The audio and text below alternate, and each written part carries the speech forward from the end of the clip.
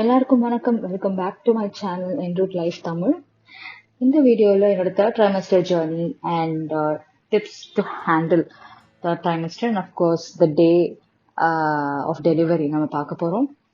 So third ட்ரைமஸ்டர்ன்றது நம்மளோட 7, 8 and 9 months சொல்கிறாங்க. So right from the 7th month நமக்கு வந்து நல்லாவே பேபி மூமெண்ட்டை ஃபீல் பண்ண முடியும். ஸோ தேர்ட் ட்ரைமஸ்டர்ன்ற ஃபேஸில் நமக்கும் பேபிக்கும் இருக்கிற எமோஷனல் பாண்ட் வந்து ரொம்பவே டெவலப் ஆகும். நம்மளால நம்ம பேபியை நல்லாவே ஃபீல் பண்ண முடியும். அதே மாதிரி பேபிக்கும் நம்மளை வந்து நம்மளோட வாய்ஸ் எல்லாமே பேபி வந்து ரெகக்னைஸ் பண்ணக்கூடிய ஃபேஸ் தான் இந்த தேர்ட் ட்ரைமஸ்டர். ஸோ இந்த ஃபேஸில் வந்து எல்லாருக்குமே இருக்கிற ஒரு மேஜர் ஒரு திங்கிங் வந்து நமக்கு என்ன டைப் ஆஃப் டெலிவரி இருக்க போகுது, வெஜினல் டெலிவரியா சி செக்ஷனா அப்படின்றதெல்லாம்.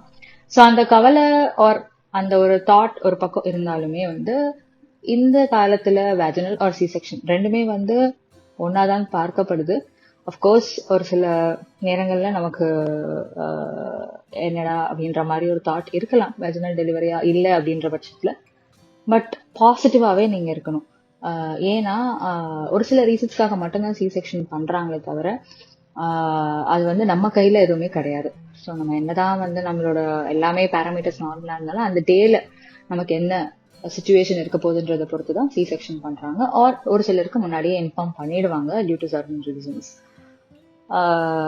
ஸோ அந்த தாட்டை வந்து நம்ம ஒரு பக்கம் வச்சிடணும்.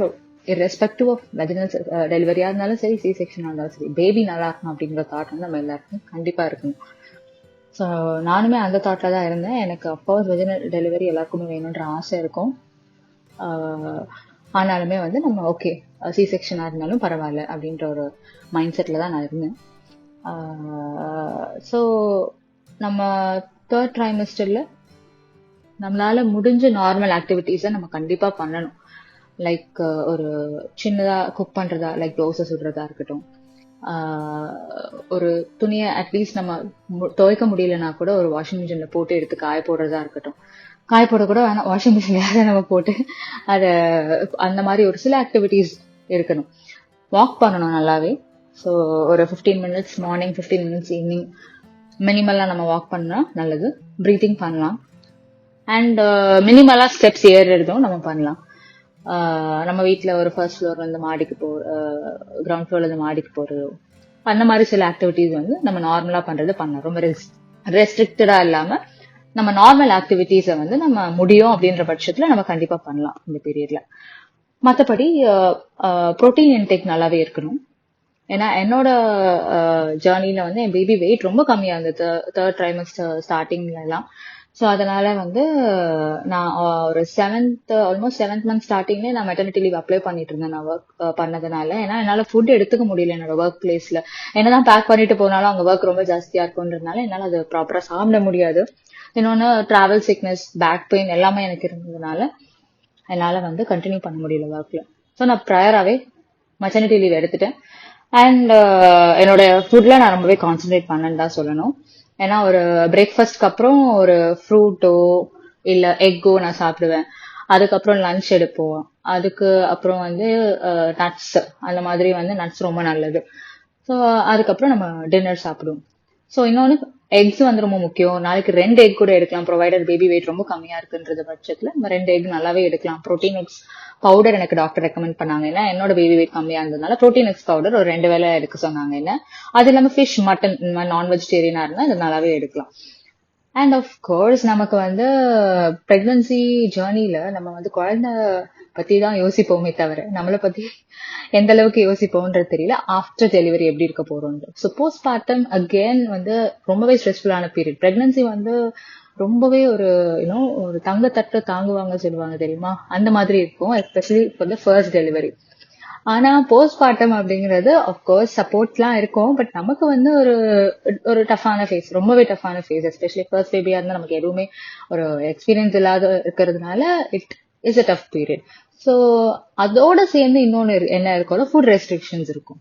லைக் நல்லாவும் சாப்பிடணும், அட் த சேம் டைம் இது சாப்பிடக்கூடாது அதை சாப்பிடக்கூடாது, அந்த மாதிரி ரெஸ்ட்ரிக்ஷன்ஸும் கண்டிப்பா இருக்கும். ஏன்னா பேபி வந்து அஃபெக்ட் ஆகக்கூடாதுன்றதுனால. ஸோ அதனால உங்களுக்கு ஐஸ்கிரீம் பிடிக்கும், உங்களுக்கு ஒத்துக்கும் அப்படின்னா அந்த மாதிரி சில விஷயங்களை இப்பவே சாப்பிட்டுக்கோங்க. ஏன்னா எனக்கு வந்து ஐஸ்கிரீம் செட் ஆகுது, ஐ ஹாவ் சைனசைட்டிஸ். ஸோ இருந்தாலுமே வந்து ஐ டுக் ஒரு ஒன்ஸ் ஆர் ட்வைஸ் வந்து நான் ஒரு 8th 9th மந்த்ல இருக்கும்போது நான் எடுத்துக்கிட்டேன். ஏன்னா அப்புறமா கண்டிப்பா சாப்பிட முடியாது, எனக்கு ஒத்துக்காதுன்றதுனாலன்னு சொல்லிட்டு அந்த மாதிரி எடுத்துக்கிட்டேன். ஸோ அந்த மாதிரி நம்ம ஃபுட் கிரேவிங்ஸ் எல்லாம் சிலது இருந்ததுன்னா அதை வந்து நீங்க முன்னாடியே கம்ப்ளீட் பண்ணிடுங்க. ஏன்னா கண்டிப்பா பேபி பிறந்த ஒரு 6 monthsக்கு நம்மளால வந்து எதுவுமே நமக்கு பிடிச்சதை ரொம்ப எடுத்துக்க முடியாது, if it is not like junk அந்த மாதிரிலாம். ஸோ அதுக்கப்புறம் வந்து நம்ம ஃபுட்டு நல்லா கான்சென்ட்ரேட் பண்ணணும். எனக்கு வந்து சைனஸ்லாம் இருக்கிறதுனால ஐ காட் ஒரு தடவை நல்லாவே காஃப் இருந்துச்சு. என்ன ரீசன் எனக்கு தெரியல, ஐ ஹேட் மேபி ஒர்க் பிளேஸ்ல இருந்து வந்துருச்சான்னு நினைக்கிறேன். காஃப் இருந்தது, லைக் ஹெவி ஸ்னீசிங். நமக்கு அந்த பேபி பம்பை வச்சுட்டு நமக்கு ரொம்பவே கஷ்டமா இருக்கும் ஹேண்டில் பண்றதுக்கு. And we can't take normal medicines during any phase of period. நம்ம வந்து டாக்டர் கிட்ட கன்சல்ட் பண்ணிட்டு தான் பிரெக்னன்சி பீரியட்ல நம்ம மெடிசன்ஸ் எடுக்க முடியும். ஸோ காஃப் இருக்கிறதுனால நம்ம எடுத்து காஃப் சிரப்பை குடிக்க முடியாது. ஸோ கண்டிப்பா டாக்டரோட அட்வைஸோட டாக்டர் கேமி ஒரு காஃப் சிரப் அவங்க ரெக்கமெண்ட் பண்ணாங்க. அதுவும் நம்மளால நார்மல் சிட்ரிசன் மாத்திரையும் எடுக்க முடியாது. ஸோ அவங்க ஒரு மாத்திரை எனக்கு ப்ரிஸ்கிரைப் பண்ணாங்க. அந்த மாதிரி தான் போச்சு எனக்கு. ஸோ இன்னொரு ஒரு முக்கியமான விஷயம், ஒரு 7th month எண்ட்லயே வந்து நீங்க தைரியமா ஹாஸ்பிட்டல் பேக் ப்ரிப்பரேஷன் பண்ண ஆரம்பிச்சிருங்க. இப்போ அது ஒரு ஃபேன்சி டேர்மா இருக்கு. நம்ம நிறைய பேர் வந்து அந்த மாதிரிலாம் சொன்னோம்னா வீட்டுல கேட்பாங்க என்னது இது அப்படின்ட்டு. ஏன்னா பழைய காலத்துல வந்து என்ன எடுத்துட்டு போய் பாப்பாக்கு ஒரு ட்ரெஸ் கூட அவங்க ரெடி பண்ண மாட்டாங்க. இப்போ குழந்தை பிறக்கிறப்போதான் வேற ஏதாவது லைக் ஆல்ரெடி யூஸ் பண்ண ட்ரெஸ் யாராவது கொடுக்கணும் அப்படின்னு சொல்லுவாங்க. பட் இப்போ நமக்கு இருக்கிற ஒரு அவேர்னஸ்னால ஹாஸ்பிட்டல் பேக் ப்ரிப்பரேஷன் அப்படிங்கிறது it's no more a fancy term, it is an essential thing. So that உங்களோட டெலிவரி அண்ட் போஸ்ட்மார்ட்டம் ரொம்பவே வந்து ஸ்மூத்தா இருக்கும். ஏன்னா நீங்க இந்த சில விஷயத்த பிளான் பண்ணிட்டீங்கன்னா உங்களுக்கு ரொம்பவே அந்த டே வந்து ரொம்ப ஈஸியா ஹேண்டில் பண்ண முடியும்.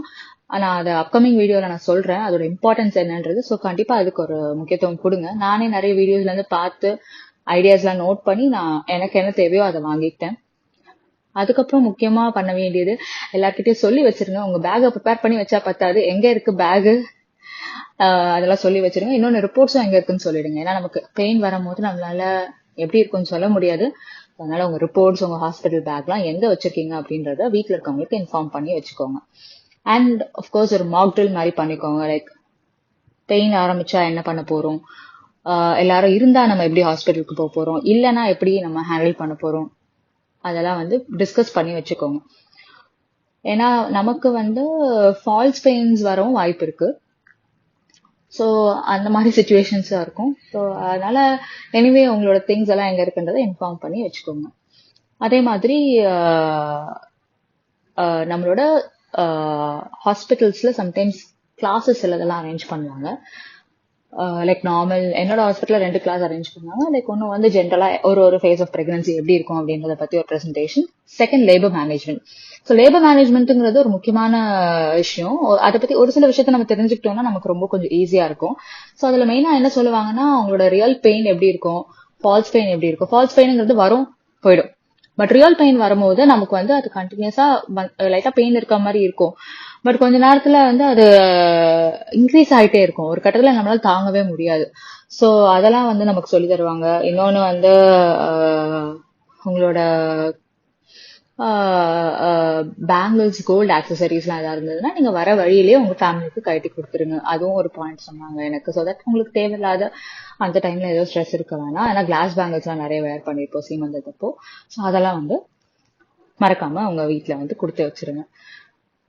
இன்னொன்னு ஹாஸ்பிட்டல் ரீச் ஆகுறது எப்படி அப்படிங்கறதெல்லாம் வந்து நீங்க கேட்டுக்கலாம். உங்க ஹாஸ்பிட்டல்ல என்ன மாதிரி உங்களோட கான்டாக்ட் நம்பர்ஸ் எல்லாம் வாங்கிக்கலாம். எனக்கு இந்த மாதிரி இருக்கு, நான் என்ன பண்ணணும் அப்படிங்கறத நீங்க கேட்டுக்கலாம். அதெல்லாம் அந்த ஃபேஸ்ல வந்து நல்லா இருந்துச்சு. இல்லைனாலுமே நம்ம டாக்டர் கிட்ட கேட்டுக்கலாம். இந்த மாதிரி கிளாஸஸ் ஆர் செஷன்ஸ் இருக்கணும் வந்து அவசியம் கிடையாது. நம்ம டாக்டர் கிட்ட இந்த மாதிரி டவுட்ஸ் எல்லாம் வந்து முன்னாடியே கேட்டு நல்லா வச்சுக்கலாம். ஸோ அது இல்லாம நம்ம வந்து இந்த ஃபேஸ்ல நல்லா ப்ரே பண்ணிட்டு மெடிடேட் பண்ணிட்டு பாசிட்டிவா இருக்கணும். அதெல்லாம் நமக்கும் நம்ம பேபிக்கும் ரொம்ப நல்லது. ரொம்ப டென்ஷன் இருக்க தேவையில்லை. அஃப்கோர்ஸ் காம்ப்ளிகேஷன்ஸ் வந்து சிலதெல்லாம் இருக்கவும் செய்யும். இருந்தாலுமே வந்து நம்ம பாசிட்டிவா இருக்கிறது தான் நம்ம பேபிக்கும் நமக்கும் ரொம்ப நல்லது. இன்னொன்னு நல்லா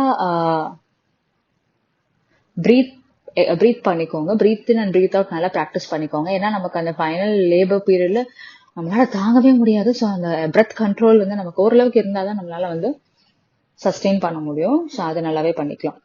ஸோ நான் வந்து எனக்கு டாக்டர்ஸ் ப்ரிஸ்கிரைப் பண்ண ஸ்கேன்ஸ் வந்து அஃப்கோர்ஸ் growth ஸ்கேன்ஸ் தான் இருக்கும் இந்த தேர்ட் ட்ரைமிஸ்டர்ல. ஆனா எனக்கு நிறைய growth ஸ்கேன் எடுத்துட்டாங்க. 7th மந்த்ல 2 growth ஸ்கேன் எடுத்தாங்க. ஏன்னா எனக்கு பேபி வெயிட் கம்மியா இருக்கிறதுனால திருப்பி ரிப்பீட் பண்ணோம். ஆல்மோஸ்ட் 8th மந்த் பிகினிங்ல 8th மந்த்ல ஒரு growth ஸ்கேன் அண்ட் 9th மந்த்ல ஒரு அகைன் 2 growth ஸ்கேன் மாதிரி எடுத்தாங்க. ஃபைனல் நம்ம பேபி பிறக்கிறதுக்கு ஒரு 1 வீக் முன்னாடி நல்லா 39th 38th வீக்லாம் ஒரு ஸ்கேன் எடுப்பாங்க. ஸோ தட் பேபி எப்படி இருக்கு எல்லாமே அம்னியோட்டிக் ஃப்ளூயிட் இண்டெக்ஸ் எல்லாம் பார்ப்பாங்க. அது எப்பவுமே நமக்கு பாக்குறது தான். லைக் ஒரு 7th மந்த் எண்ட் ஒரு 7th மந்த் ஸ்டார்டிங்ல இருந்து நமக்கு என்எஸ்டின்ற ஒரு டெஸ்ட் பண்ணுவாங்க, நான் ஸ்ட்ரெஸ் டெஸ்ட் அப்படின்ட்டு. ஸோ ஒரு தடவை நம்ம டாக்டர் அப்பாயின்மெண்ட் இருக்கும் போதும் ஒரு சென்சார் மாதிரி வச்சுட்டு நம்ம ஒரு கிராஃப் மாதிரி பார்ப்பாங்க. ஸோ அதுல வந்து நம்ம பேபி மூவ்மெண்ட் இருக்கும்போது ப்ரெஸ் பண்ண சொல்லுவாங்க. ஸோ அதெல்லாம் வந்து செக் பண்ணுவாங்க. ஏதாவது அண்ட் ஃப்ளூயிட் எப்படி இருக்கு, அம்னியோட்டிக் ஃப்ளூயிட் வந்து கரெக்டா இருக்கா அப்படிங்கறதெல்லாம் வந்து செக் பண்ணுவாங்க. ஸோ அதெல்லாம் செக் பண்ணி நமக்கு டாக்டர் வந்து இது பண்ணுவாங்க ஃபார் எவ்ரி டாக்டர் விசிட். அது இல்லாமல் ஸ்கேன்ஸ் பார்க்கும்போது growth ஸ்கேன்ஸ் இருக்கும். ஸோ growth ஸ்கேன்ஸ் பார்க்கும்போது அதுல வெயிட் சொல்லுவாங்க. ஸோ அந்த வீக்குக்கு ஏற்ற வெயிட் இருக்கணும், இல்லைன்னா நம்ம டாக்டர் அதுக்கேற்ற மாதிரி ஃபுட்டை வந்து நம்ம ப்ராப்பரா பார்த்து எடுக்க சொல்லுவாங்க. அது இல்லாம அம்னியோட்டிக் ஃப்ளூயிட் இண்டெக்ஸ் எப்படி இருக்கு, லைக் வாட்டர் கம்மியா இருக்கா, அதெல்லாம் செக் பண்ணி நமக்கு கரெக்டா இண்டிகேட் பண்ணுவாங்க. ஸோ அது இல்லாம மெயினா வந்து அவங்க பாக்குறது வந்து பேபியோட growth எப்படி இருக்கு அப்படின்றது பார்ப்பாங்க. கரெக்டா இருக்கா அப்படின்னா செக் பண்ணிட்டு அல்டிமேட்லி ஃபுட்டு தான் நம்ம பார்க்க சொல்லுவாங்க, கரெக்டா எடுத்துக்க சொல்லுவாங்க. ஸோ அந்த மாதிரி நம்ம ஸ்கேன்ஸ் அண்ட் அதர் திங்ஸ் வந்து போகும். ஸோ இதுதான் வந்து பேசிக்கான விஷயங்கள். அண்ட் இப்படிதான் வந்து நம்மளோட தேர்ட் ட்ரைமஸ்டர் வந்து ஆல்மோஸ்ட் போயிடும். அண்ட் எனக்கு ஒரு தடவை ஃபால்ஸ் பெயின்னு சொல்ல முடியாது, ஒரு 8th மந்த் எண்ட்ல ஆல்மோஸ்ட் வந்து எனக்கு ஒரு தடவை மூமெண்ட் ஜாஸ்தியா இருந்துச்சு. So any sort of abnormalities நீங்க வந்து ஹாஸ்பிட்டலுக்கு வந்துருங்க அப்படின்னு எங்க ஹாஸ்பிட்டல்ல சொல்லியிருந்தாங்க. எனக்கு ரொம்ப மூமெண்ட் ஜாஸ்தியா இருந்துச்சு அன்னைக்கு. அது எனக்கு நார்மலா என்னன்னு தெரியல. ஸோ நான் ஃபோன் பண்ணி கேட்டதுக்கு டாக்டர் ஹாஸ்பிட்டல்ல லேபர் ரூமுக்கு ஃபோன் பண்ணி கேட்டப்போ நான் டேரக்டா வந்துருங்க அப்படின்னு சொன்னாங்க. நான் போய் வெயிட் பண்ணி பார்த்து எல்லாமே நார்மலா தான் இருக்கும், ஒன்றும் ப்ராப்ளம் இல்லை. நீங்க வரி பண்ண வேண்டியது எந்த சுச்சுவேஷன்லாம் உங்களுக்கு வாட்டர் பிரேக் ஆனாலும், இல்ல உங்களுக்கு பெயின் ஜாஸ்தி ஆனாலும், இல்ல உங்களுக்கு சுத்தமா மூவ்மெண்ட்டே உங்களால ஃபீல் பண்ண முடியல அப்படிங்கறதுனாலோ, அந்த மாதிரி சுச்சுவேஷன்ல மட்டும் நீங்க வந்து வந்துருங்க கண்டிப்பா அப்படின்னு எனக்கு சொல்லி அனுப்பிச்சாங்க. ஏன்னா நம்மளோட மூவ்மெண்ட் மானிட்டர் பண்றது வந்து நம்ம அதை மானிட்டர் பண்ண வேண்டியது அவசியம் கிடையாது. பட் நமக்கே தெரியும் ஒரு மூமெண்ட் எப்பவுமே இருந்துகிட்டே இருக்கும் ஒரு சர்டன் கேப்ல. அந்த மாதிரி நம்மளால ஃபீல் பண்ண முடியல, ஐயோ நம்ம அதை நோட் பண்ணலையா அப்படின்னு நினைச்சோம்னா ஒரு ஹாஃப் அன் ஹவர் அந்த மாதிரி நம்ம தனியா ஒரு ரூம்ல வந்து உட்காந்துட்டு நம்ம ரெஸ்ட் எடுக்கும் போது அதை ஃபீல் பண்ணி பார்த்துக்கலாம். அண்ட் ஆஃப்கோர்ஸ் மூமெண்ட் இல்லாத போது ஒரு மாதிரி நமக்கு ஹெவியா இருக்கும், அந்த மாதிரி சுச்சுவேஷன் நம்ம வந்து கண்டிப்பா டாக்டர் கிட்ட பார்க்கணும். ஸோ இப்படிதான் என்னோட தேர்ட் ட்ரைமஸ்டர் ஜேர்னி போச்சு. நான் நெக்ஸ்ட் வீடியோல என்னோட லேபர் பத்தி நான் கண்டிப்பா ஷேர் பண்றேன். அஃப்கோர்ஸ் ஹாஸ்பிட்டல் பேக் ப்ரிப்பரேஷன் நான் நெக்ஸ்ட் அதுக்கப்புறம் போட பாக்குறேன். ஸோ தேங்க்யூ ஃபார் வாட்சிங் திஸ் வீடியோ அண்ட் ரொம்ப நன்றி. தேங்க்யூ.